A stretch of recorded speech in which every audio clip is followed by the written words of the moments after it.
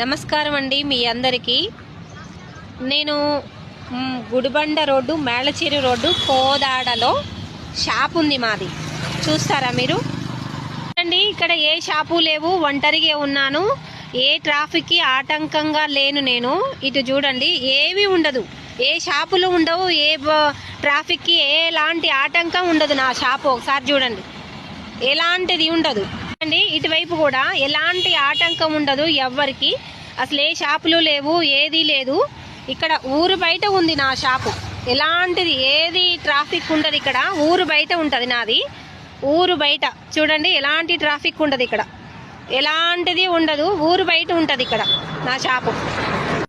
ఇలాంటి ఊరు బయట ఉన్న షాపు కూడా ఇక్కడ ఒక ట్రాఫిక్ ఎస్ఐ గారు వచ్చి ప్రతిరోజు ప్రతిసారి నన్ను రోడ్డుకు పెడుతున్నావు, అది పెడుతున్నావు, ఇది పెడుతున్నావు, ప్రతిసారి ఇటు అన్నానికి పోయినప్పుడు, ఇటు పని లేకుండా పోయినప్పుడు, వాళ్ళ ఇల్లు ఇటువైపే, ఏది ఇంకా పేర్లు ఎందుకులేండి, ఇటువైపే. ఇటు పోయిన ఎన్నిసార్లు టార్చరు. ఎందుకు పెడుతున్నావు, దేనికి పెడుతున్నావు, అది అట్టడ్డం వస్తుంది, ఇట్లా అడ్డం వస్తుంది, నువ్వు వెనక్కి పెట్టట్లే, జరిపి పెట్టట్లే, ఒక్కటే టార్చరు. ఇది న్యాయమేనా అండి?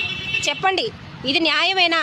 ఇది కోదాడ పోలీస్ స్టేషన్ ఎస్ఐ గారికి, సిఐ గారికి నేను అడుగుతున్నాను, మీకు ఇది న్యాయమేనా? బ్రతకొద్దా?